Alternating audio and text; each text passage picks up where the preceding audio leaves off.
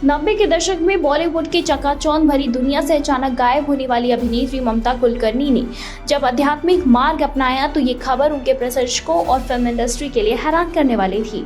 कई सालों तक गुमनामी में रहने के बाद वो तब सुर्खियों में आई जब प्रयागराज में आयोजित महाकुंभ के दौरान किन्नर अखाड़े के महामंडलेश्वर पद पर उनका अभिषेक किया गया। लेकिन ये अध्याय बहुत ही ज्यादा लंबा नहीं चला। पहले उन्हें अखाड़े से निष्कासित कर दिया गया, फिर उन्होंने खुद ही इस पद से इस्तीफा देने का ऐलान कर दिया। उन्होंने अपने ऊपर लगे आरोपों का खंडन करते हुए कहा कि उन्हें मां चंडी का संकेत मिला है कि जब उन्हें इससे बाहर निकलना चाहिए। ये प्रकरण सिर्फ एक साध्वी के पद छोड़ने की घटना नहीं है, बल्कि आध्यात्मिकता, अखाड़ों की राजनीति, पदवी की मान्यता और पैसे के लेन देन के आरोपों का जटिल मिश्रण है। इसी के साथ ही महामंडलेश्वर बनने से लेकर इस्तीफा देने तक का घटनाक्रम आइए सुनते हैं। दरअसल महामंडलेश्वर बनने की प्रक्रिया और विवाद की शुरुआत कैसे हुई, तो महाकुंभ 2025 के दौरान ममता कुलकर्णी को किन्नर अखाड़े का महामंडलेश्वर घोषित किया गया। ये निर्णय कई लोगों के लिए चौंकाने वाला था, क्योंकि ममता मुख्य धारा की फिल्म इंडस्ट्री से आई थी और आध्यात्मिक समाज में उनकी स्वीकृति को लेकर विवाद पहले से ही मौजूद था।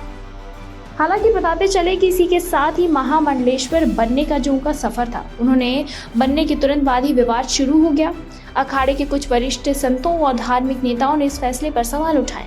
कई संतों ने आरोप लगाया कि आध्यात्मिक योग्यता के बजाय राजनीतिक और वित्तीय लेन देन का परिणाम था।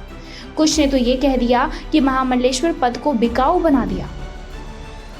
निष्कासन, अखाड़े से बाहर क्यों निकाली गई? किन्नर अखाड़े के संस्थापक अजय दास ने ममता को महामंडलेश्वर पद से हटा दिया।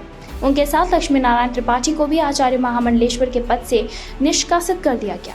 अखाड़े ने इस निष्कासन का कोई स्पष्ट कारण नहीं बताया, लेकिन ये साफ था कि आंतरिक राजनीति और गुटबाजी इसका मुख्य वजह है। इस्तीफा, ममता कुलकर्णी का आधिकारिक बयान जो है वो कुछ दिनों बाद ही ममता कुलकर्णी ने अपने इंस्टाग्राम वीडियो के जरिए इस्तीफे की घोषणा की। उनके शब्द थे, मैं महामंडलेश्वर यमाई ममता नंदगिरी इस पोस्ट से इस्तीफा दे रही हूँ। किन्नर अखाड़े और अन्य अखाड़ों में मेरा महामंडलेश्वर पद को लेकर जो विवाद चल रहा है, मैं उससे खुद को अलग कर रही हूँ। मैंने 25 वर्षों से साध्वी का जीवन जिया है और आगे भी जीऊंगी। उन्होंने आगे कहा, मुझे मां चंडी का संकेत मिला कि मुझे इस विवाद से बाहर निकल जाना चाहिए। बताते चले इसी के साथ ही पैसों की मांग का भी आरोप लगा था। ममता कुलकर्णी ने अपने वीडियो में दावा किया कि महामंडलेश्वर पद के लिए उनसे 2 लाख रुपए मांगे गए। उन्होंने बताया कि जब उन्होंने ये राशि देने से मना कर दिया तो ये जय अम्बा गिरी महामंडलेश्वर ने अपनी जेब से 2 लाख रुपए निकालकर लक्ष्मी नारायण त्रिपाठी को दिए। हालांकि कुछ रिपोर्ट्स में दावा किया गया कि इस प्रक्रिया में 3-4 करोड़ रुपए तक की डील हुई, जिसे ममता ने पूरी तरह खारिज कर दिया। अखाड़ों की राजनीति और सत्ता संघर्ष, किन्नर अखाड़े का ये विवाद भारतीय संत समाज में बढ़ती गुटबाजी और राजनीतिक प्रभाव को उजागर करता है।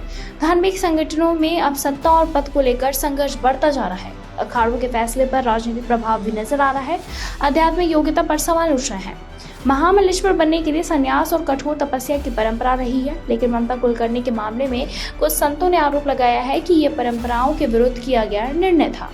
ममता कुलकर्णी ने इस पर जवाब देते हुए कहा कि मैंने 25 वर्षों तक घोर तपस्या की है।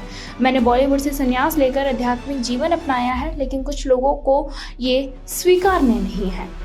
इस्तीफे का असर और आगे की राह क्या थी, तो बताते चले कि किन्नर अखाड़े की साख पर प्रभाव पड़ा। ये विवाद किन्नर अखाड़े की विश्वसनीयता को प्रभावित कर सकता है।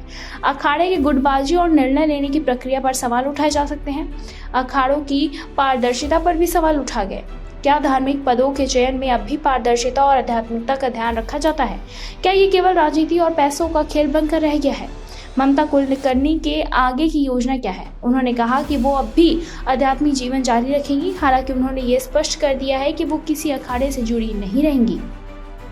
आध्यात्मिकता बनाम राजनीति, ममता कुलकर्णी का महामंडलेश्वर से इस्तीफा भारतीय संत समाज और धार्मिक संगठनों के अंदर चल रही राजनीति की एक झलक पेश करता है। ये सवाल उठाता है कि क्या आज के अखाड़े आध्यात्मिकता की परंपराओं को बनाए रख पा रहे हैं? क्या ये विवाद दर्शाता है कि अब संन्यास और साधना से ज्यादा पद और सत्ता महत्वपूर्ण हो गई है? भविष्य की दिशा, ये विवाद आने वाले समय में धार्मिक संगठनों में पारदर्शिता और सुधार की मांग को तेज कर सकता है। यदि अखाड़े अपनी साख बनाए रखना चाहते हैं तो उन्हें अपने फैसलों की पारदर्शिता सुनिश्चित करनी होगी। ममता कुलकर्णी का ये फैसला लंबे समय तक चर्चा का विषय बना रहेगा, क्योंकि ये केवल एक व्यक्ति की कहानी नहीं, बल्कि पूरे धार्मिक तंत्र और उसकी कार्य प्रणाली पर सवाल उठाने वाली घटना है।